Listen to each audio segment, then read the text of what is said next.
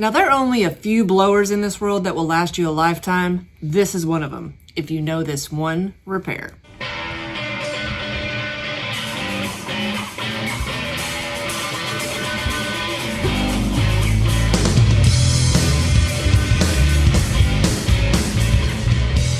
Hey y'all, thanks for tuning back into Chickanic. Hope everybody's having a great week. Today we are working on one of the best blowers ever made, the Stihl BR420. And I know what you're thinking. You're saying, gosh, that thing looks scary. Are you sure, Bree? Yes, I am. Now, it doesn't matter if you have the Stihl BR420, 400, 380, as long as it's this box shape, they're all pretty much the same blower, and you're gonna need to know this repair. Now, why is this one of my favorite pieces of equipment ever built? It's just like the Mantis Tiller. It's one of those pieces that you buy one time, and if you maintain it, it's gonna last you your entire lifetime. Now, just because it's gonna last you a lifetime doesn't mean that you don't have to work on it every once in a while. And that's one thing I love about it, is it's so easy to work on. Now, of course, you're gonna have to change out your spark plug, air filter, fuel filter every once in a while. Sometimes you might have to change out a pull rope. You might even have to change out a throttle cable. I mean, these are all very wearable parts. Also, you might lose fire and have to change out a coil. Fortunately, though, it's super easy to do on this one. None of those are deal breakers when it comes to keeping this machine alive. You want to know what is a deal breaker for these backpack blowers though, and have made thousands of them end up in the scrap yards because customers did not want to pay for the repair? This $1 part. So I know what you're saying. Why would you throw away a perfectly good blower for a $1 flywheel key? Well, that's because you got to tear the entire thing apart to put it in. Now, the hardest part about it, though, is even figuring out that you need a flywheel key, because a lot of times it'll still start. It'll still have fire. It'll even, want to act like it's going to run for a second and then die. But through many years of trial and error and working on a ton of these, I've pretty much nailed it down to why the flywheel key shears. And if I see those indicators, I know that's the issue. Now, what is that indicator that's going to help you figure out that you have a sheared flywheel key? It is a flooded cylinder. Now, after running for 20 years, these diaphragms in this carburetor, the needle, they get worn out. Sometimes just sitting there, they'll flood gas through the carburetor into the cylinder. Cylinder gets hydrolocked, customer goes to pull it as hard as they can, boom, sheared flywheel key. The customer, when he dropped this one off, said that he had taken his spark plug out, thought it was locked up, went to go pull it, and it just geysered gas out of the spark plug hole. That is a telltale sign every time that you need a carburetor kit and possibly a flywheel key. Now, you always start out with just a carburetor kit at first, but if you still have issues and it's still not wanting to run right, you're sure that your carburetor's good, the next step is the flywheel key. Getting to it is not the funnest thing. We're going to start off removing our rewind, our cover, and our air filter cover.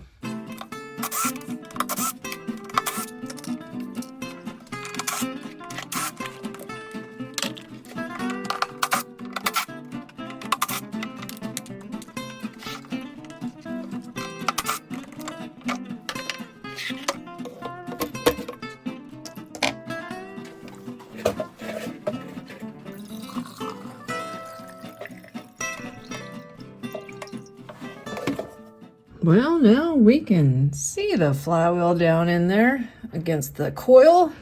How do we get to it? We gotta go in through the front. Let's remove the gas tank and the back harness. Now, first thing I wanna do is flip it over to where I can see the bottom so I can get out the 4 screws that are holding the gas tank on. But did y'all know about this? All the old Stihl blowers used to come with a scrunch with the T27 end so you can remove all your screws and a carburetor adjusting tool. How cool is that? Most customers don't even know they're there.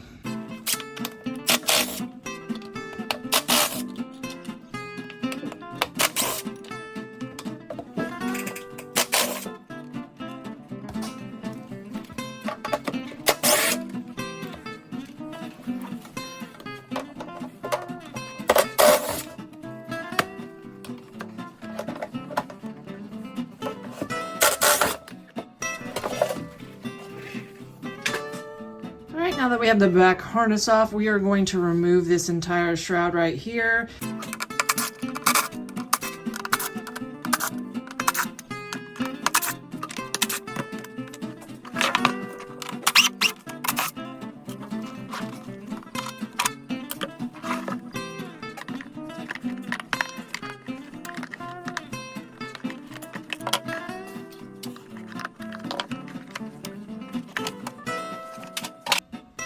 Well, that's not good. That is the crankshaft nut, not even on it.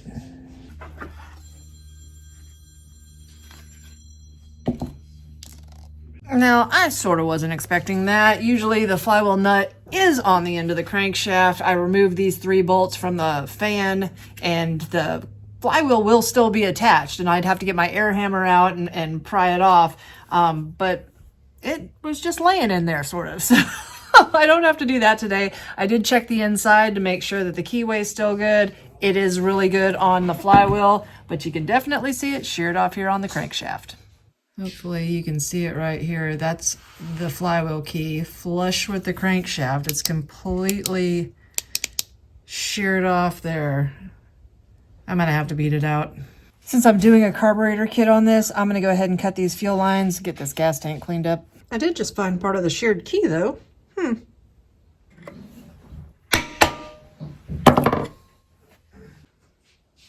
Just gotta knock her out like that. All right, I'm gonna slide this new flywheel key into the crankshaft and slide my flywheel over it.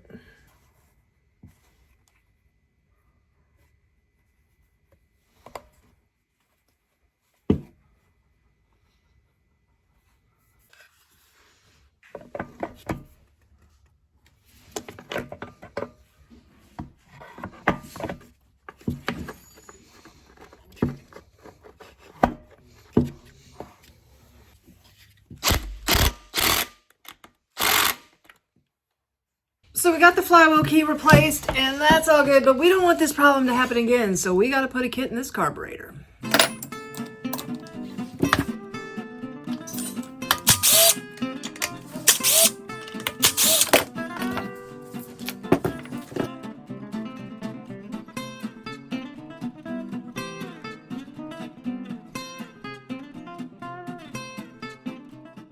All right, I'm gonna have to clean this before I can even touch it. All right, let's see what we got going on in here. We have a very pooched out diaphragm, but little debris, not too bad though. Let's check the other side. Well, it's not hard as a rock, but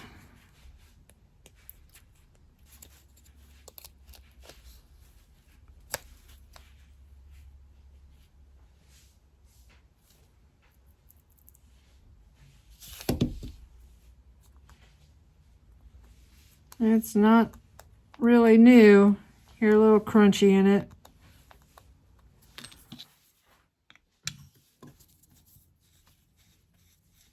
Now, something I do want to show you to properly clean this carburetor, you're going to want to remove the high and low jet. But to do it, you've got to turn the limiter caps here so that if you could see this one, I've pulled it out a little bit. It's got that little plastic prong on the side.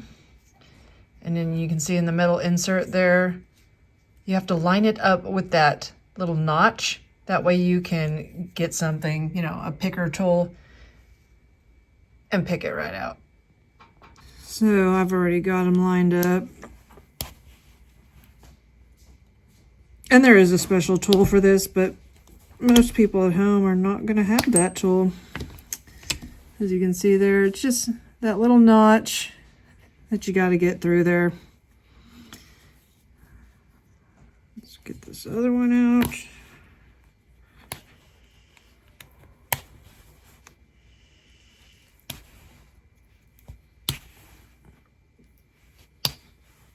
Just like that. And then it's just a flathead to adjust your carburetor. So you want to remove your low and high needles. You always remember I put my low on the left and it's longer on this one, so you'll know which hole to go back into. But now that I got that, I can give it a good spray in there. You're going to want to get yourself a Wabro K20 HD kit to put it back together with. I'll leave a link to one in the description box below. And after a nice little carburetor cleaner bath and a little bit of a blow job, it's ready to put back together.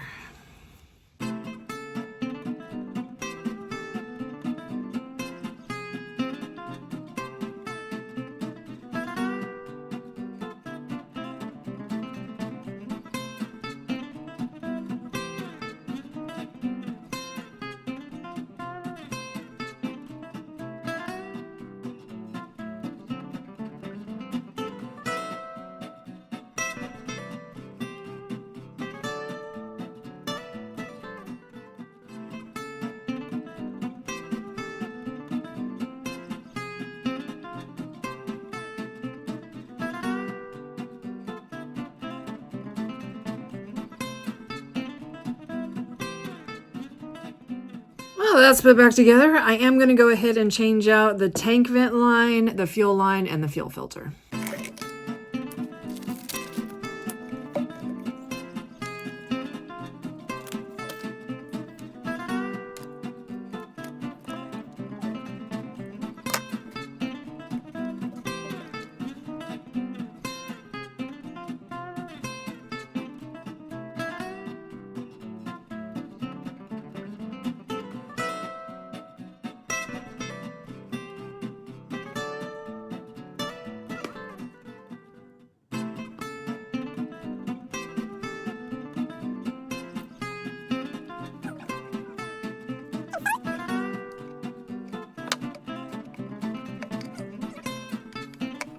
All right, I'm done. All I have to do is put it all back together. So I got a pile of parts. Let's put her back together.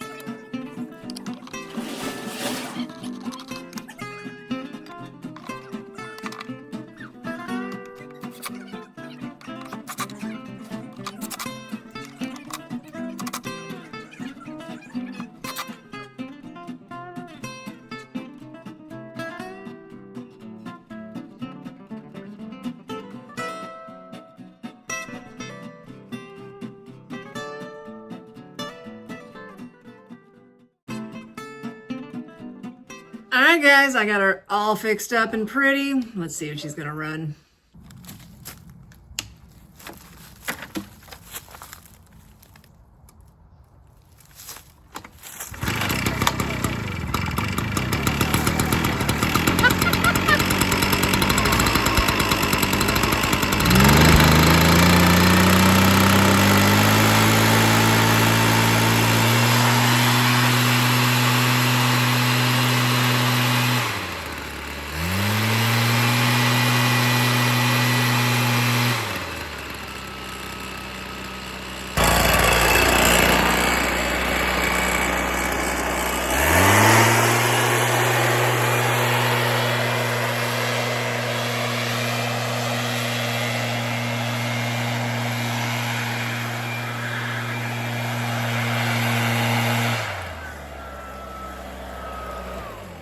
Did you see how powerful it is? If you can find a BR 420, 400, or 380, definitely hold on to them. They will last you a lifetime. They're like a little tank. Brought this one back to life, and I promise you, my customer's going to be super happy. Well, that's the fix. Hopefully this video will save you some time, money, and frustration in the future. If you haven't found me at Facebook yet, find me at facebook.com/Chickanic. Find me on Instagram at TheRealChickanic, or find me at Chickanic.com, where you can get your own t-shirts, hoodies, and long sleeve shirts. If you want some more blower repair video, check these videos out right here.